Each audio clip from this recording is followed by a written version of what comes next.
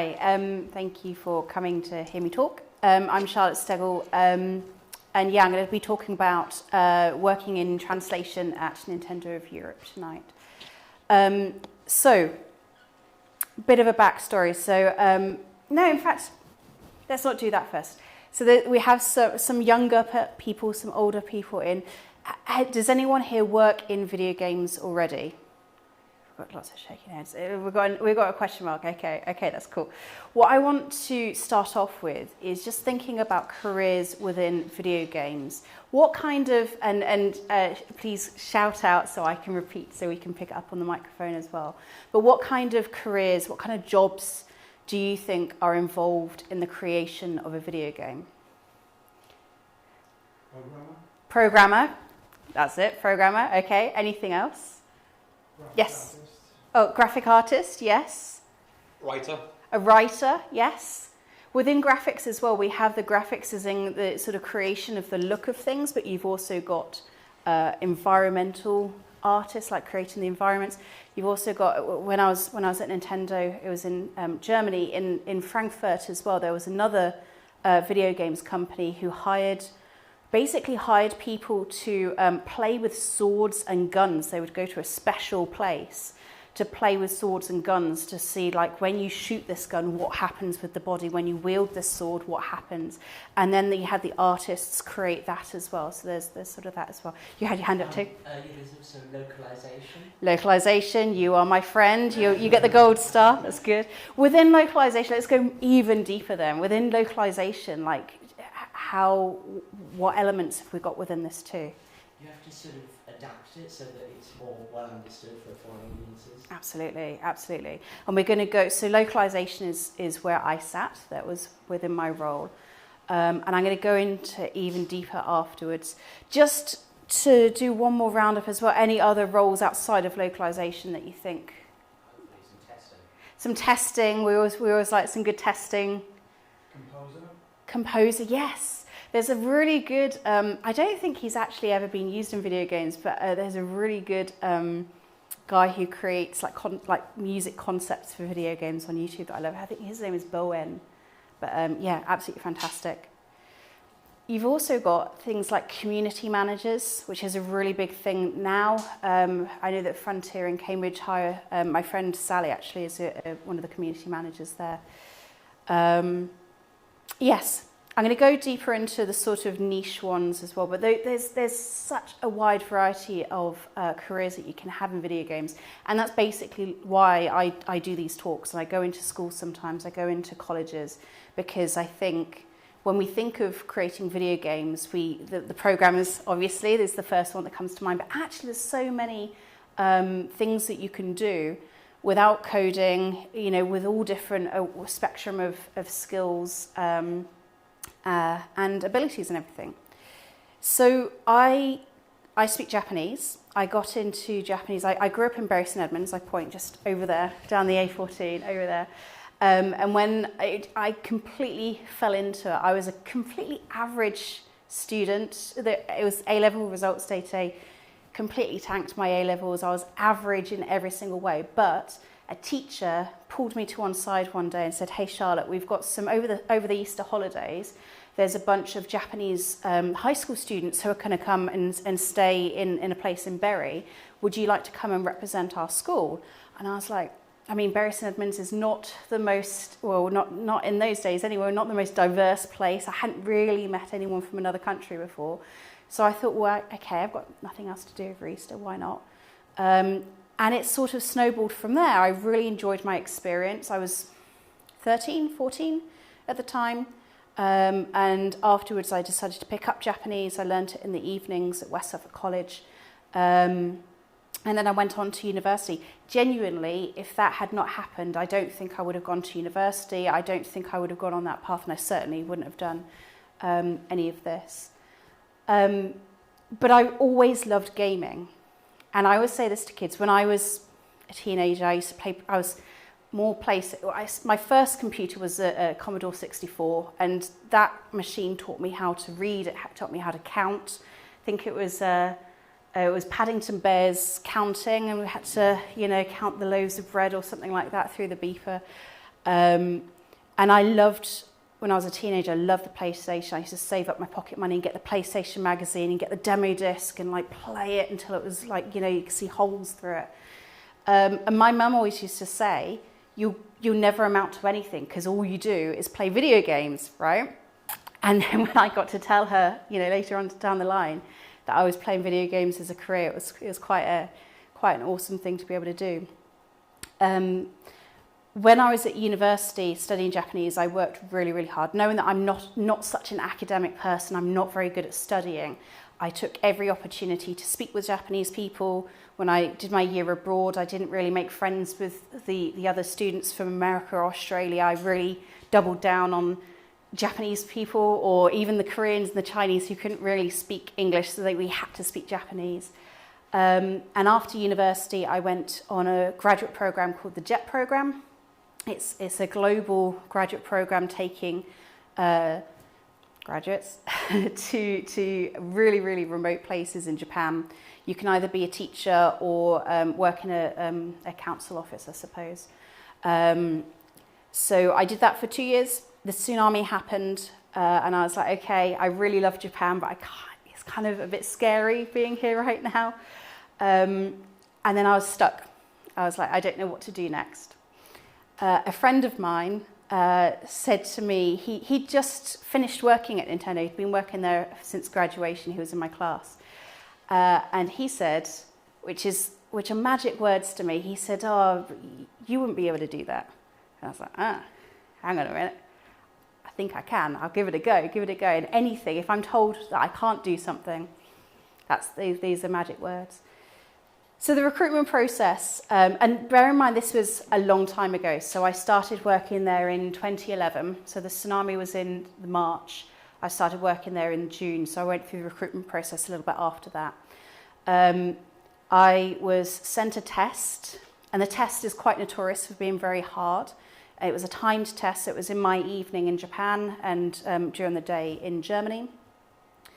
And the thing with translation is that there's a few different styles of translation. If you're translating like an instruction, a manual for a computer, right, it has to be very literal. You have 2 batteries to put in the back of this controller and you plug it in here. That's straight up translation. However, when you're translating games, half of it is understanding what it means and understanding what the writer wanted to do with that language and that text. And the other half is creating something that your end user is going to enjoy, that they're going to really, we're always told that make everyone big happy. That was one of Nintendo of Europe's phrases we have said, make everyone big happy. You want to make everyone happy by playing these games. And so the test is notoriously hard because of that. A lot of people go into it thinking, okay, I understand what these words are, this is what it means in English. But you don't have to be tied to what it means. It's more about creating something that makes everyone big happy. I worked really hard on it and I passed it. And then I had a phone interview. I remember I didn't have a landline, so I went around my friend's house and I was phoning into Germany like this. And then before I knew it, I was on a plane to Frankfurt to go and start a new life. Okay, I'm just going to go back to my notes. So I don't do slides for these things because I just think that in our daily lives, whether you're a student or you work, we all have too many presentations in our lives, right? So I don't. But at the same time, I need to, guide my narrative because I go all over the place. Okay, so when I first got there, they were halfway through Skyward Sword, and it was on the tail end of it, and it was really daunting to come in. Skyward Sword's, I think, in total took a year or so to work. The length of a project really depends. Like something like Wii Party U, it's fairly, you have maybe 12 or so games to translate. Press start to go, pause, it's all of that kind of stuff, the buttony language. There's not much narrative. Something like Skyward Sword, you've got the NPCs that you have to, like if you go up to somebody and they say something, they say, oh, I've lost my cat. and then you go off and do something, and then you come back and you have to remember that that person was talking about their cat before and carry on the language and that kind of stuff. For testing, that kind of stuff is very tricky to test because you've got to make sure that you're consistent with things. So they'd been working on it about a year, and I came in at the tail end. We were just finishing off and tidying things up and just making sure that some linguistic decisions that were made still made sense. And then I went straight into Mario Party 9. It was me and another person working on that. And that was quite a quick one to do. And then I moved on to do, we worked on things like Wii Party U. That was a quick one. It's quick because a lot of it is legacy. You know, we still had the same games and the yoga and the same woman and everything. Also worked on, there's a series on the DS called Style Boutique. It's a bit niche. It's about running a fashion shop, and lots of people come in, and like one guy, for example, says, "I'm collecting acorns. Can you create for me an outfit with lots of pockets so I can collect acorns?" It sounds very superficial and probably not relevant to lots of people, but I promise you, it's one of the most exciting games. It's really fun. My biggest series that people tend to work in. So you have like the Professor Layton team, and they work on all of those games. I started off in the Zelda team, but then I moved into the party game team. But then I moved into there's an RPG called Inazuma, which is about football. It didn't do quite as well in the UK, but it's massive in mainland Europe. And I worked on 2 of those games, and each one of those takes about a year or so to do. So I can explain the offside rule now. So that's, when I was working on Style Boutique, I taught the guys the difference between a play suit and a jumpsuit. And then in return, they taught me what the offside rule is. So it's, you pick up lots of different things. I think when people think about working in video games, and my day-to-day, when I joined and we're doing Skyward Sword, it was, 9 to 5 working on that game. You're playing that game, you're looking out for stuff. But when you think of that, oh wow, you get paid to play games, that's amazing. It's not really, I think people forget that you can't, you don't rock up and there's like a wide variety of things. You're like, oh, I'll play this today, play on it for a little bit. It really is going over the same thing over and over again. Does that make sense? Could it be something different? Going into your computer, adjusting the code. So I picked up a little bit of coding because if you're like with the me characters, for example, that you input your name, so you need coding to be able to do all of those things. Some days really was, in Wii Fit, everyone's played Wii Fit, right? The salsa game, some days it was just doing that the whole day through and saying like, if I do that 100 times, what happens with it? How do I make this error code come up? And in fact, again, I'm waffling a little bit, but working on Skyward Sword was interesting because famously it had a massive bug at the end of it. Yeah, we're nodding here. So at the end, you had about 4 different dragons to choose from. If you chose one of them, then everything crashed, and it was released like that. Luckily, it was a game where we could quite easily create a patch and put it, get the people to go online and download that patch. But it meant that the testers, that's about 60 hours gameplay right there. So you have to just keep on at it and go all the way through, do, the exact sequence to make that bug happen, and then go back to the start. And obviously when we were creating it, that exact sequence wasn't used, and so there was a bug. So sometimes it is just really doing that the whole day through, which, it is a dream job, but I think people need to be realistic when they're thinking about that as well. So the kind of tasks, and in fact, I'm going to describe some tasks, and then I'm going to give you a task. I'm going to give you 2 tasks, in fact, to do. So some of the things in Style Boutique, and this is quite working in localization. Yes, you're translating the Japanese and you're turning it into English, but like I said, you're making it fun. And sometimes that just means sitting down in a circle and talking about puns or talking about different ways to express things. We had like an hour's argument once discussing the game of the playground where you could do that and then you run away. Some people call it, some people call it tag. You know, we're localising for the whole of the UK, so what do we call it? Or do we just change it? Famously in... it's in Pokemon, isn't it, where he says he has a hamburger and he's got a rice ball in his hand, right? In that case, they were like, oh, we don't really know what to call this thing, so let's call it a hamburger. But then when you have it on screen, it's like, well, that's clearly not a hamburger. So in those kind of situations, do you call it it? Do you call it tag? Do you say, okay, we're just skipping instead? So in Style Boutique, a task that took a really long time that's stuck in my memory from all that time ago is the colours of all the lipstick items, so all of the makeup items. So you got the lipsticks, the eyeshadows, the blush, and everything.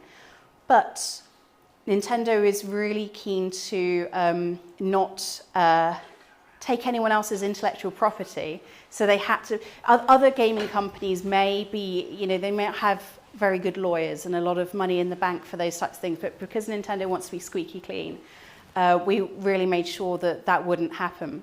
So we had to come up with lots of different names, colour names. So I don't know if everyone in this room would know, but when you have a lipstick, my handbag's over there, it doesn't just say this is a red lipstick, it says rose red or something like that. So we had to come up with about 100, 150 names, but they had to be completely unique and not used by the big makeup companies already. And that was really, really tough. And like going through and just really coming up with new ideas and stuff. And that took a week, 2 weeks. Obviously not solidly doing that, but that was a big part of my day, just sitting and coming up with colour names. Oh yeah, okay. What was the most creative one you come up with? Can you remember? Oh my days. Right, the most creative one I came up with. I can't actually remember. I mean, I can Google it. I did actually play it again recently. I can't remember actually, but because a lot of them failed the checks and had to come back. So it's. I remember one of the names. We just were looking at different things that are red, and I think one of them was a name of a poison in the end. But I mean, as long as the players don't know that it's a poison, but yeah, it's that type of thing that you just, you know, spending your days with. Which for me, and the way that my brain works, I loved all that kind of stuff. Being linguistically creative, I really, really love that. So my first task for you. So, and this is a real task. This is a real thing that we created, and it's my favorite. You say most creative. This is my favorite thing that I was part of creating. So you have a mini game. You're translating a party game. There's a mini game, and if you know this game for real, actually, don't tell anyone the real name. Okay, you got to come up with a name for it. There's a pizza, and it's spinning, and you have different characters around the pizza. Each character has a different ingredients. So someone has mushrooms and you're throwing it, and the aim of the game is to have mushrooms on each of the slices of pizza, and then you're the winner. And it's a Mario game. Okay, so you've got Peach, you've got Yoshi, throwing all of those, spinning pizza. I'm going to give you a few minutes, and don't work with the people. Usually when I'm doing this in schools, I'm like, okay, work with the person next to you. What would you call this game? And again, if you know the real name of this, don't let it on, okay? So what would you call a pizza game that's spinning? I'll take a sip of water.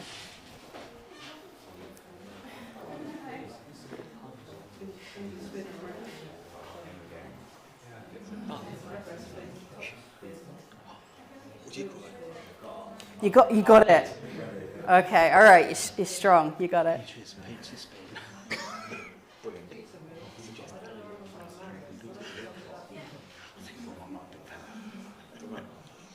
All right, I'm gonna. So this team here, you were very confident. Okay, very quick as well. Okay, what's your name then? What's the name of the game? Topping stopper. Topping stopper, I like that. Topping stopper, love it. Okay, who else? Who wants to share their name? Okay. Ours is pretty close. It's topping top. It's like Topping top. There's like a top. And I then like it. Very nice. I love it. Anyone else? Anyone from the side of the room? Pizzatopia. I like that. Okay. Now the clue was that it was a Mario game. What is Mario's catchphrase?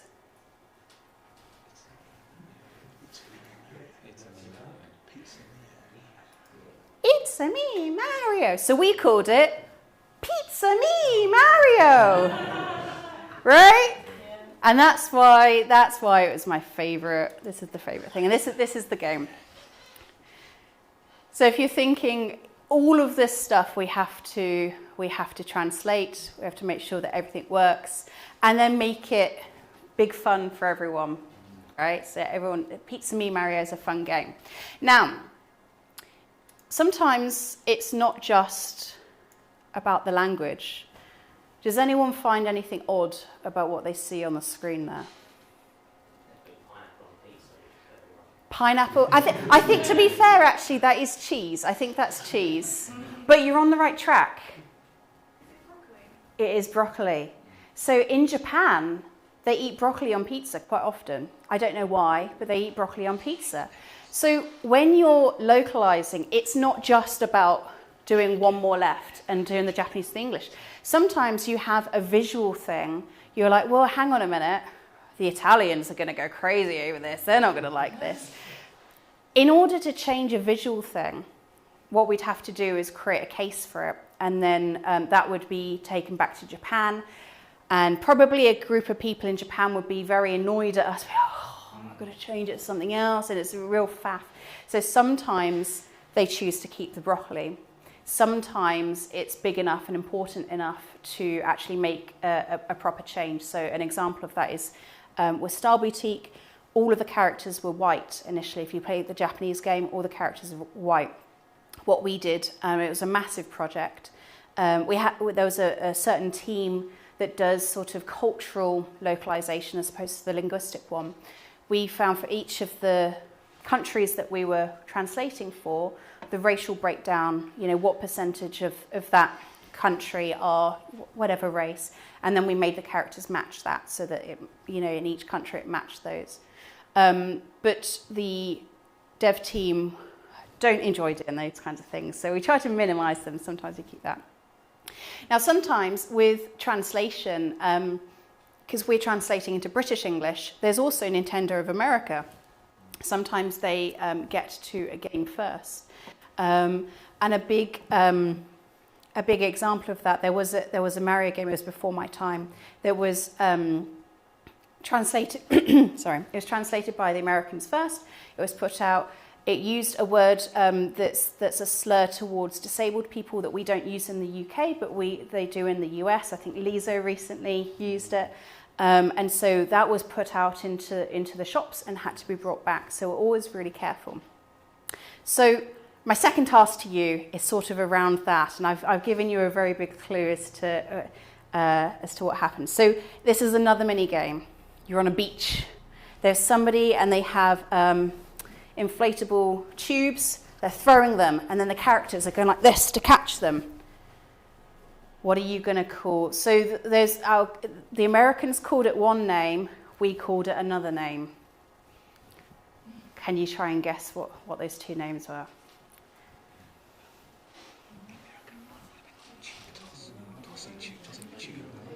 We'd have called it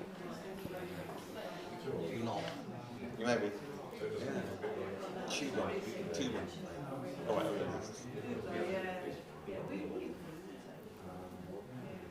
Lobbing the tooth.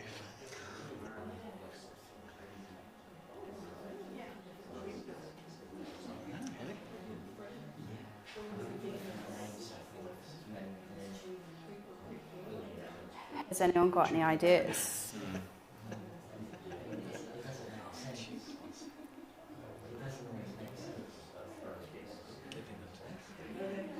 So if we maybe start off with the easier one, what would you call this game?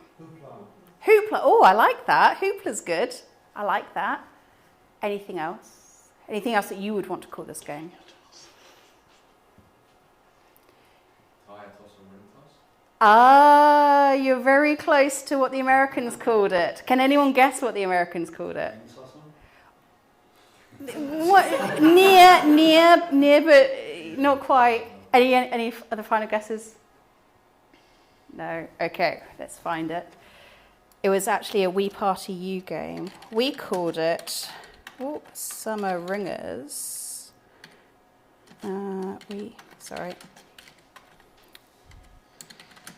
Summer Ringers doesn't really have. Trying to find the double name. Here we go. So this is the game. We called it Summer Ringers. The Americans called it Tube Tosser. And it made for a bit of an awkward conversation when we explained why we didn't want to go with their translation. But it's stuff like that. I think it's not just about turning the Japanese into English. It's about being culturally aware. It's about thinking, how is the end user, how are the players going to interact with this game?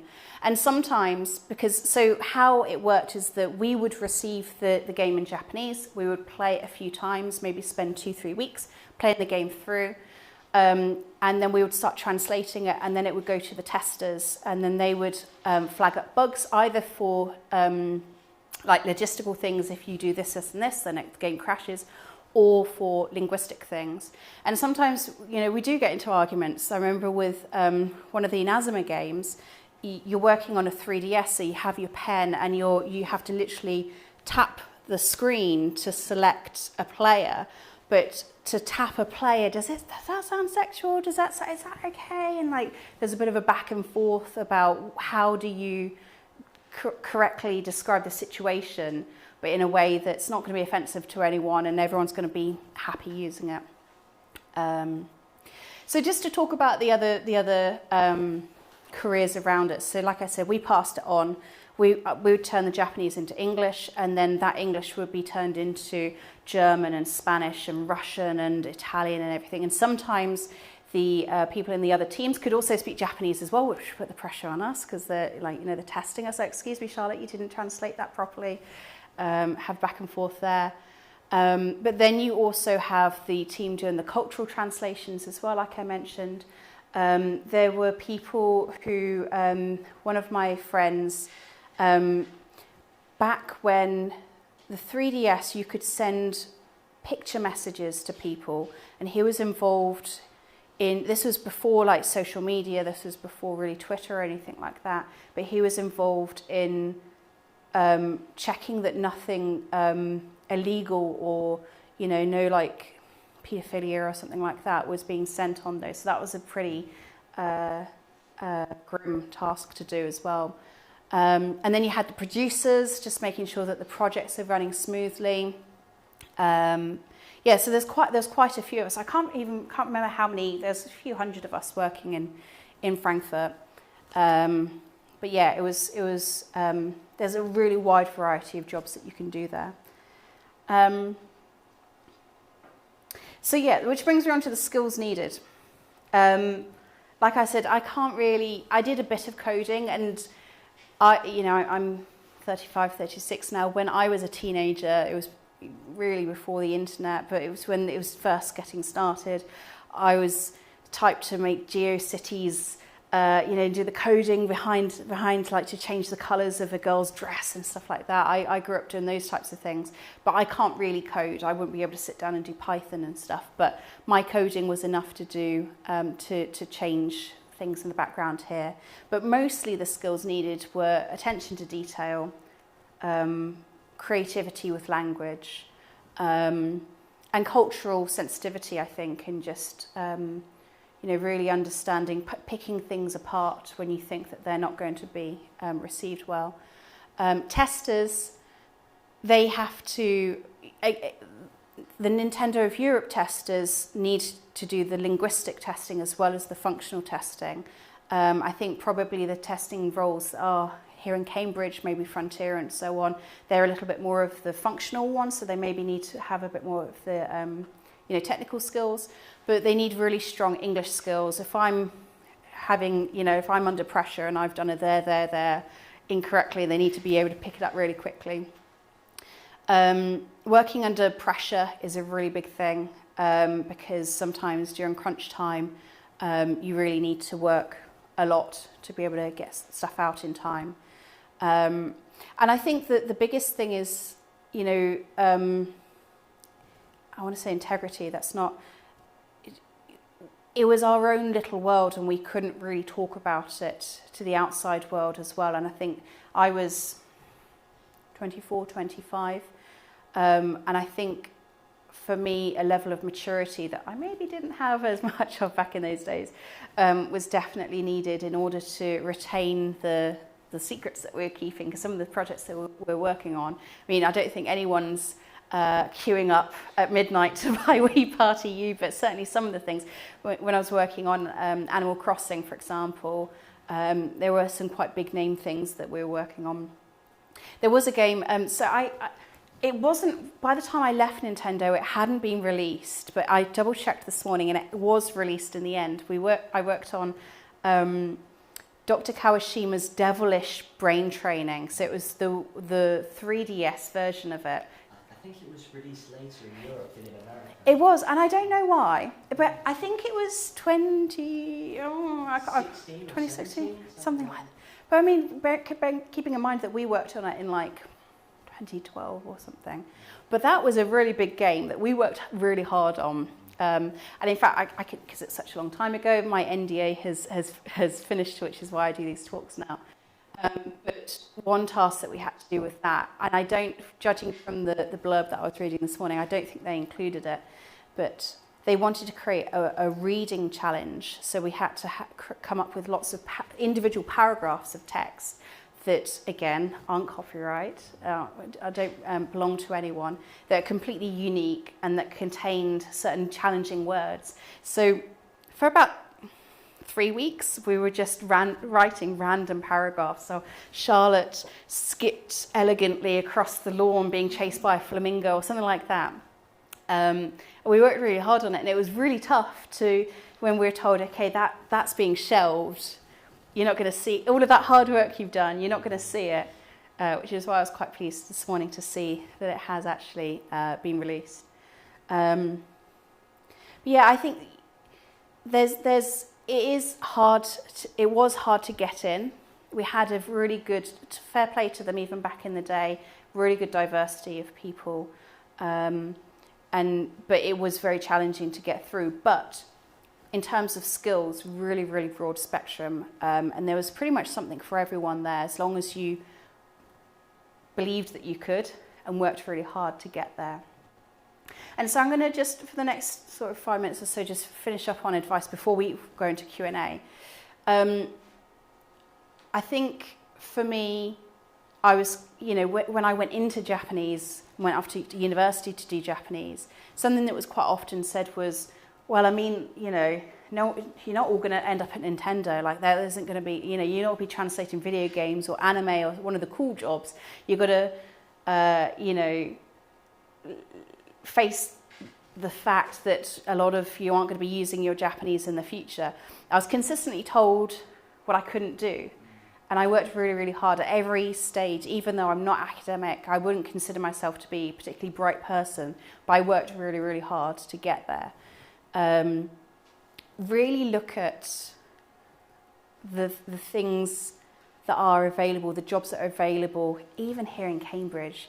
There's such a variety. Like the community manager, for example, role, that's not a technical role, at least I don't think it is. I need to ask Sally a bit more, but it's all about creating an environment. It's about being a good party host, a big community, somebody to welcome and make people feel at home there in the community around that game. If you are more analytical and you do have a good attention to detail, then there's so much variety of QA roles, testing roles available. Things like marketing, things like even like finance and HR and the sort of roles around that we do forget that don't necessarily interact with the game. Have a play around on any job site and just type in gaming and Cambridge and see the variety of things that are there.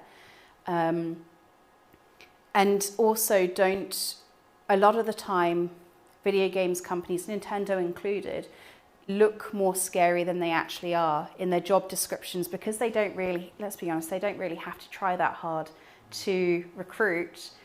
I actually, my job now is that I recruit young people, and I've just changed jobs recently. My previous job, I worked at a big Cambridge tech company who nobody had ever heard of before, and we had to try really, really hard. And so I made sure that the job adverts that we have are really welcoming and that they don't use gendered language and that they make sure that we're not saying that you need a degree when you don't need a degree, and we have all those routes in. These guys don't really need to do that. Frontier and Ninja and everyone, they also don't really need to do that. Maybe they should, but they don't. So don't read those job adverts and think, this looks too intimidating, I can't do that, because you probably can. And it's in their best interests to consider a wide range of people because they're only going to be stronger as companies, Nintendo included. If they consider a wide range of people. And if you can, I love LinkedIn. If you can, go on there and like if there's something that you have your eye on, talk to somebody. If you're looking at a translator role, for example, look at Nintendo of Europe, find one of the translators, ping them, say, hey, can I just have a chat about what you do and how I can go through and do it? Do you have any advice for the test, if they still do the test? I hope it's a little bit more streamlined than it was back in the day. But use the privilege that we have to be in this, to be in Cambridge and to be in East Anglia around all these people who work in these jobs. And just go for it. That's my advice, because it was really awesome for the time that I was there. Okay, I've waffled a lot. Fire away with the questions. Now, I'm not sure, sometimes with audiences, they are quite quiet. I'm hoping you kind of look like a lively audience, so I'm hoping there's lots of questions and so on.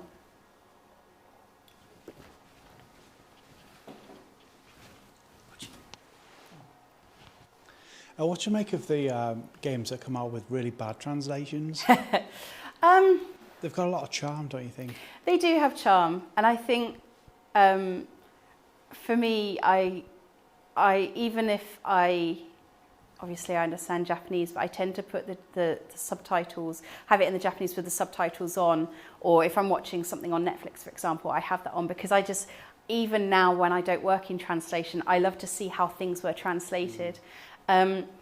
It's interesting because I think in terms of they are charming, you're right, and I do think it's interesting to see how people have processed something. But at the same time, for me, it's a little bit sad because I think in this day and age where AI does a lot of stuff, people are undervaluing the benefit of having a human translate something. And I really hope that it doesn't continue down that way. You have, what was it? There's a Japanese TV show called Terrace House. It's a reality TV show. It's on Netflix. There was a big incident that happened, so they're not making any new series, but there's about 3 or 4 series on Netflix.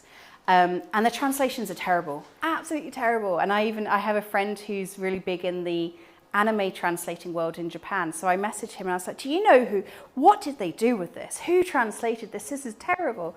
And they get people to just bash out a really quick translation for those things.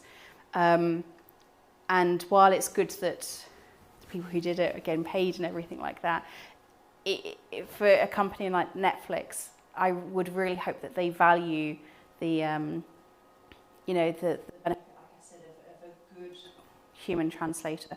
And it's not Japanese, but another example of that, again, out of gaming, is Squid Games. Because there's the 2 types of translation, wasn't there? There was the actual translation, then there was the audio. And like one of them was terrible and one was good, right?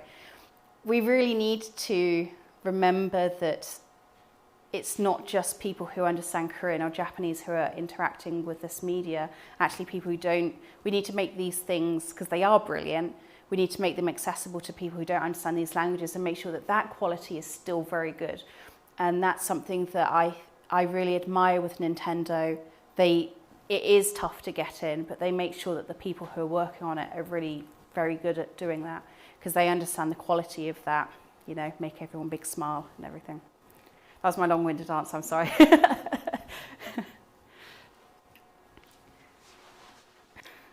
You said you were a gamer before you went into translation. Were you a big Nintendo fan? I was.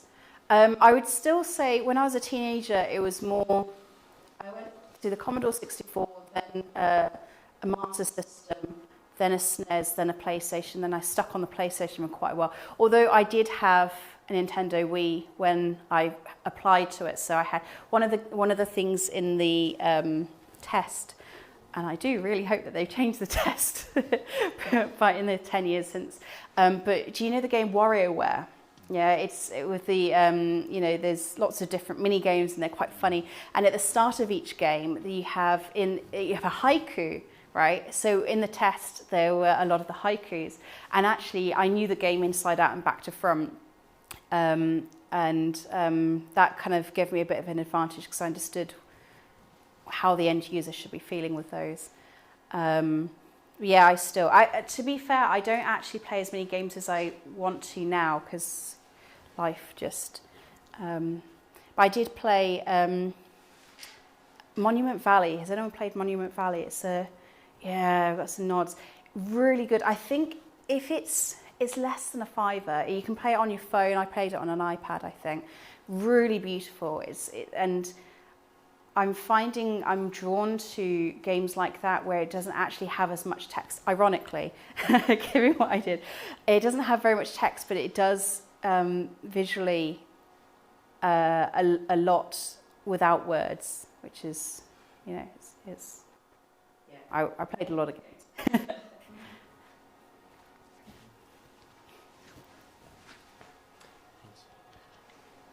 After doing translation, what do you think one of the biggest changes that had to be made was for any game? Well, like within the creation process? Yeah, it was sort of after you've translated it, in order for it to be sort of accepted in that place, what were the biggest changes you had to make? I think the cultural thing is really big, like outside of the actual translation. It's an example of that, actually. There's a Japanese Wii game called Kiki Trick. Let's see if it has Kiki Trick Wii. Let's see if it has a... So this is a... Oh no, hold on. You can pretty much see. So Kiki means to listen and trick is like an exercise. And this game is really good and it was huge in Japan. Lots of mini games. So it's a party game, but it's all around listening. So one of the games is, I don't know if they have a screen grab of it. No, I can't see it. Like here, for example. Oh no. One of the games is you're working in a shop that's on a train platform, and someone comes up and is like, "Can I have an umbrella, please?" And you have to pick it up at, like, you know, using the thing. Can I have 3 apples, please? But then a train comes past. It's like, "Can I have like this?" And you have to listen. It's all listening challenges. Some of the games. So this was a party game, so it should be accessible to even children, right? I mean, the majority of Nintendo games back in the day, the Wii games, were of that nature. But some of them were really... one of the games is you're at a kindergarten and children are speaking... they're speaking English, and if they get it wrong, you have to slap them. If they say hangaba instead of hamburger, then you... like that. So things, and this, surprisingly, this was never released in the UK, but I think thinking about, and this is an extreme example, but thinking about what is going to work and what isn't going to work. And another example of that is, and this isn't a game that I have either played or worked on, so it's a little bit out of my knowledge, but Fire Emblem, the Japanese version Again, I haven't played it, so forgive me if I'm getting the details a little bit wrong here. But in the Japanese version, you have a demon or someone who's very old who's dating a schoolgirl, and she's quite clearly a schoolgirl. She's in her little school uniform and everything. There was quite the people working on it, the team working on it, decided to change her out of a school uniform and say that she was 21 or something, because she was dating a guy who's like 170 or whatever, I don't know. Things like that, it is a really big decision to make, because you're having to ask the developers to go and change a visual thing, which they're not going to like. But then also the fans, when it comes out, the fans did not like it. And, you know, really passionate fans want to have the experience of playing the Japanese game without having to understand Japanese. They want a really equal experience. But for us, I can't remember the age rating. I think it was like a 15 or something like that. But even so, for us, it's not really appropriate to have a 15-year-old girl dating a grown man in a game. So I would say that's the other biggest one. And sometimes they're very difficult decisions to make. And sometimes the fans just don't like it. You just have to do what's right for the market. Yeah. Again, very long answer, sorry. Thanks very much. So 2 questions really. Go for it. So question 1, how was your work signed off? How's my work signed off? Yeah, how was your work signed off? So was it signed off by a team, or was it signed off by an individual? And we kind of, so on each game you would have a lead translator who would also translate. We'd sort of mark each other's work. And then you've also got a few layers of testers, and everyone is really pedantic. Like everyone in the whole company is very pedantic. That's probably one of the skills that you definitely need. So, and one of the skills that I learned very early on is to not be precious about my work, because it will be ripped. So you sort of it gets signed off through the process, but then you've also got the producers, I guess, who have to sign it off and say this is, and then the Japanese developers, even though they didn't really understand English, to a certain extent, they also have to sign off on ideas as well. And sometimes they do override decisions. So like, what's it called? When you turn on the Wii console, you have the Wara Wara Plaza, right? Non-Japanese speaking people don't understand what Wara Wara is, right? We could have very easily come up with a name in English or in whatever language to make it accessible. But the dev team were like, no, you have to keep this as the Japanese name. We make this decision for you. So to a certain extent, they also sign it off.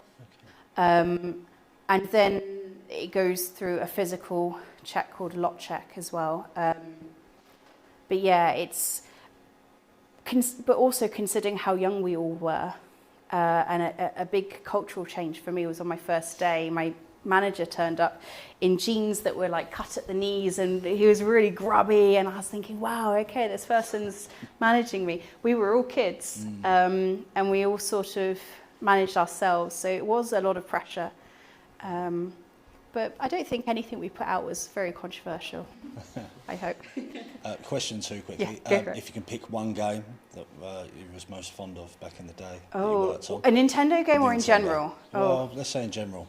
Well, my favourite game in general is Theme Hospital, because I think I love Theme Hospital. It's very good, and like the writing is just. I would have loved to have been a writer on that game. It's you can just really see that they had fun, and I don't actually have a Switch, but I really want to get a Switch quickly so that I can play the I can't remember what it's called, right? I don't know, it's Hospital something. There's like there's a Switch version of that game. It's going to be tame. I mean, they have Jimmy Savile in it, for goodness sake. In Theme Hospital, they have different visitors and stuff coming in. Like there's lots of things in it that would not be signed off these days.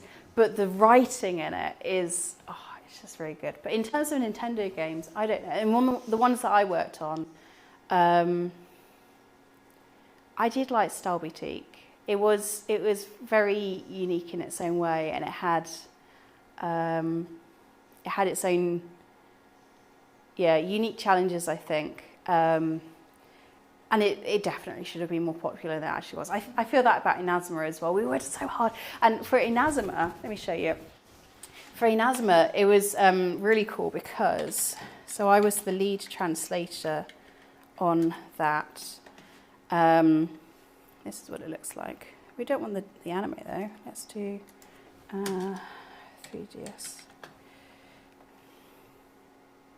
This kind of thing. So this is kind of what it looks like.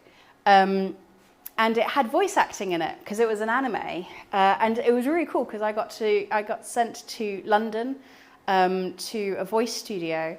And I managed so in these bits, it's not voiced, but in the sort of cutscenes and stuff. And this one of the voice actors was, does anyone know Mr. Okidoke from like CITV? I think he was a kids TV show around the 90s. One of the guys was the voice of Mr. Okidoke and and Postman Pat. So I sort of fangirled. I was like, well, that's amazing. But also Thomas, what's his name? Thomas something Bauer. He was in Love Actually. He was the kid in Love Actually and was in Game of Thrones. So he was one of the voice actors as well.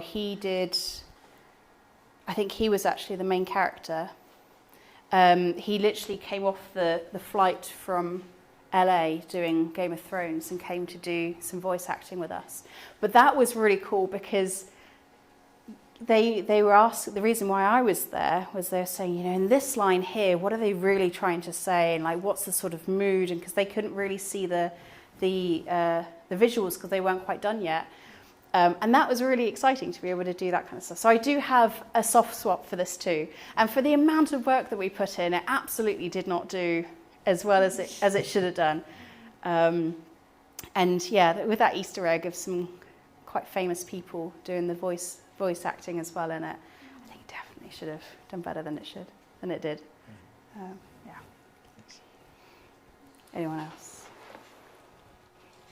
What kind of localization were you doing with Animal Crossing? Was that New Leaf? So I personally did on, it was New Leaf. I did very like tidying up type things. I think it was like all of the cells with such and such had this mistake in, so just do a batch and clean it up and stuff. It wasn't anything too fun, unfortunately. But I think because you need to have, there was a specific team that did all of the Animal Crossing ones.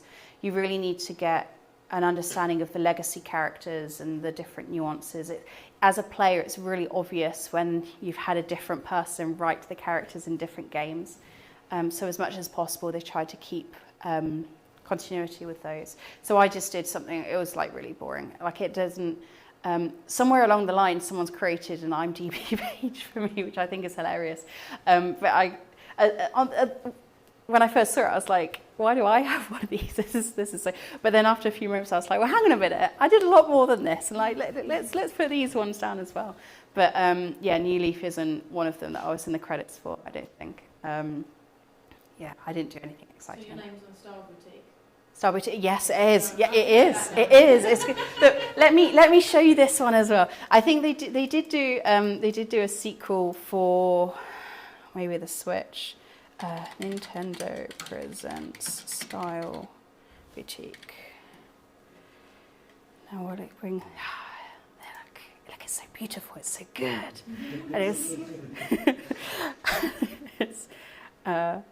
It's really, really quaint, but like it had. It won't have the. Yeah, so you have a little shop, and it sounds really basic and like it wouldn't be fun, but actually it's just, if you enjoy, you have like mobile games where you build a farm, what they call like Farm Life or something like that. It's in that genre where you sort of come and you chip away at it and you go away and you leave the game and you come back the next day. It's really quaint and lovely, and the characters are very good. We made them quite sassy. So yeah, nostalgia. Yeah, definitely do. If there's one thing that you take away from this, it's to play Style Boutique. Yeah. Any other questions at all? So I've got a question. So what's the actual process then? So you rock up one day and your manager goes, "Hey, we've got this new game for you." Then they slam down a 9,000-page script on a desk and you get cracking, or? Well, this is the old school way of doing it, and I'm pretty sure that they don't do. Hopefully, they've invested in more technology since, but it's pretty much Excel. Like you get the game, you get the console with it on, you play it for a couple of weeks, get to know the game inside out and back to front. Which for a longer game like Skyward Sword, for example, that process is going to take you like maybe 3 weeks, whereas Star Boutique you could probably knock it out in maybe a week or so. Then you receive a file, and it has, in the Excel, you have the Japanese in each thing. Then you put the English, and then you send it off, and it gets put into the console, and then you get to play it. You're like, oh, hang on a minute. When I said, you need your fashion, that doesn't really make sense now. I'm seeing everything. So you go back and you do it again. You're doing that for quite a while. There's sort of low-hanging fruit in terms of like touch, for example. Touch is probably always going to be touch. But for the error messages, for example, those are quite hard to find. You have to work out, because you don't get a guide or anything. Like, to be able to get this, you need to do these steps, for example. So some of them are quite difficult to do.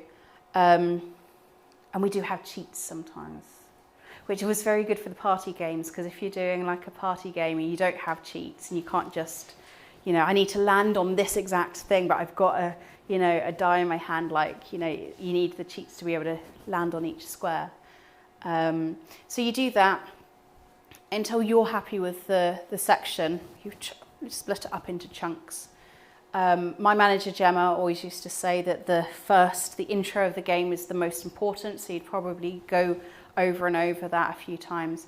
It gets passed down to the testing team. That chunk gets passed down to the testing team. Probably have a few arguments with them. They raise a few bugs. You're like, oh, that's not a bug. Stop whining about that. Come on.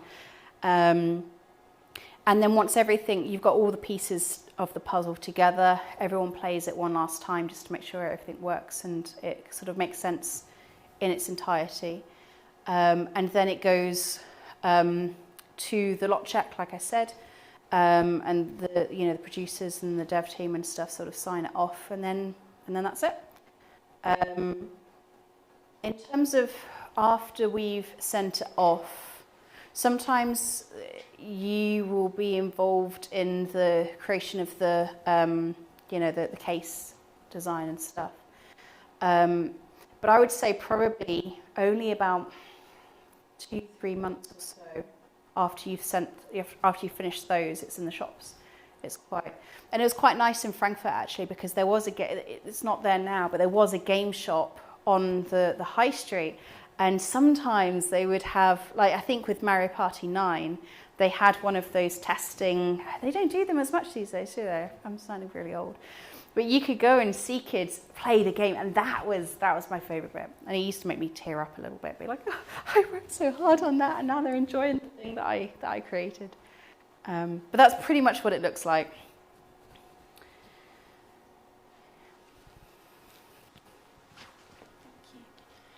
When you were in Japan, when did you see the job advert for Nintendo? How did you come about it? That's a good question. I saw it online, and I think they use the same. Oops. I think it is still. Oh, no, they've changed it. It used to be a microsite. If you search for Nintendo microsite, if you just do.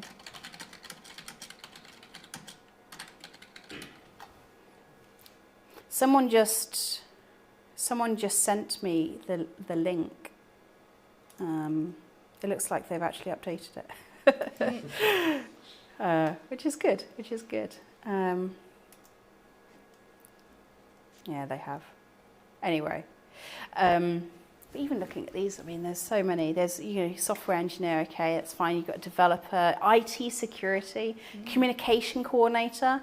So the communication, the CC team, if you have like a question for the dev team, you would write it out like, we noticed there's broccoli on the pizza. Would it be possible to have that translated, pretty please? They would be the ones to translate those, so they're a lot more direct translation.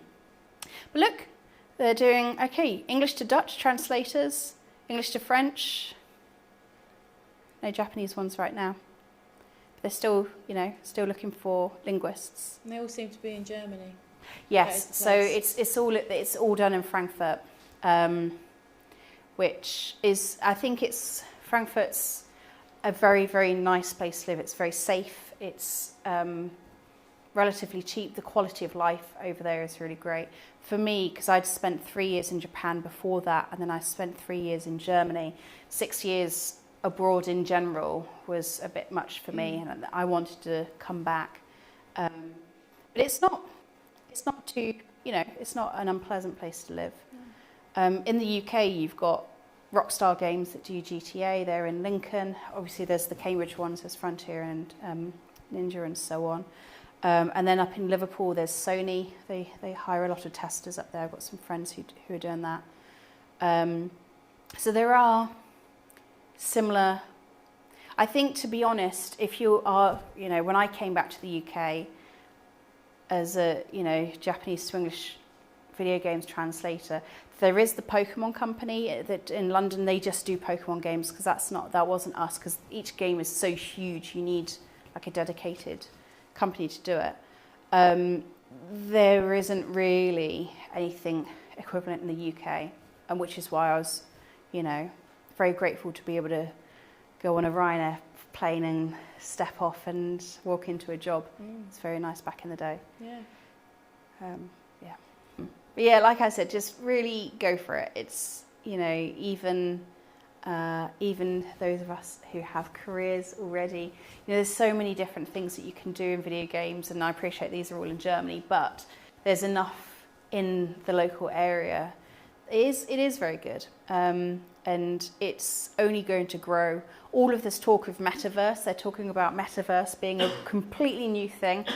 We gamers, we know that metaverse has existed this whole time. I mean, if you go in Animal Crossing, that is, just put a VR headset on, that's it. You're in the metaverse, for example. So it's only going to grow and be more respected as a media. So yeah, lots of careers that can happen there. Thank